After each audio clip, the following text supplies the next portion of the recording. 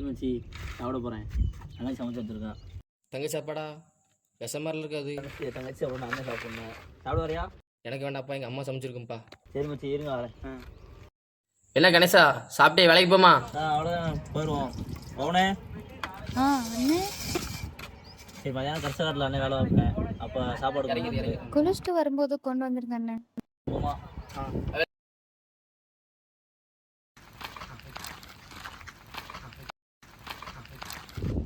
கஷ்டமா இருக்கும் அவனுக்கு.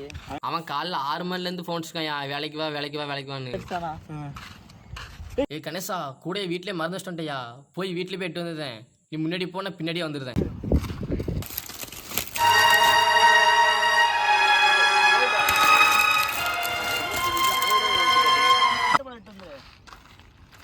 பவுனு அண்ணன் அங்கே வேலை பார்க்கான், வா போவோம்.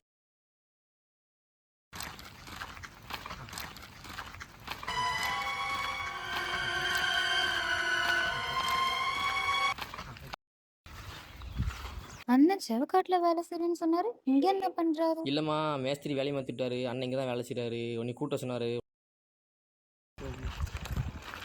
இங்கதான் வேலை பார்க்குறேன்னு நீ சொன்னி. சாப்பிட உள்ளவே அண்ணன் அங்கே வேலை பார்க்க. அண்ணனை கூட்டு வந்துடுறத நான் போய்.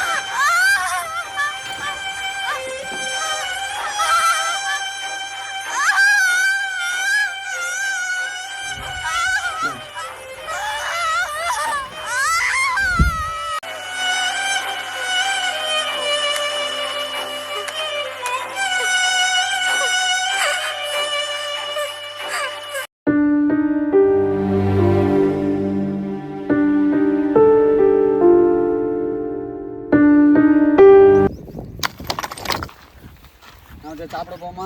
தங்கச்சி சாப்பாடு கொண்டு வந்து காணா. நீ சாப்பிடுவாங்க, தங்கச்சி கொண்டு வந்துடும். இப்போ பவுன் சொன்ன மாதிரி இருக்கு. பவுன் சொன்ன மாதிரியே இருக்கு. சாப்பிடு, நான் பார்த்து வந்துடுறேன்.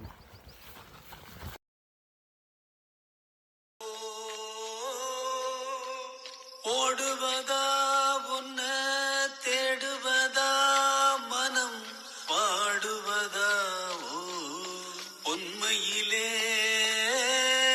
ஓடுவதா? பவுனே பவுனே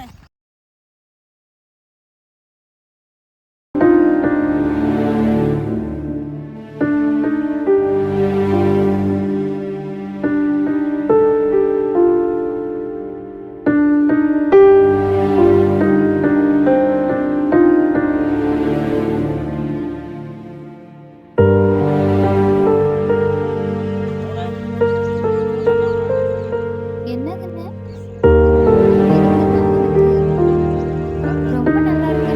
எனக்கு ரொம்ப பிடிச்சிருக்கு. பவுனே பவுனே உன்னை யாரு பவுனே இப்படி பண்ணது? பவுனே என்ன பண்ணான்னு தெரியல.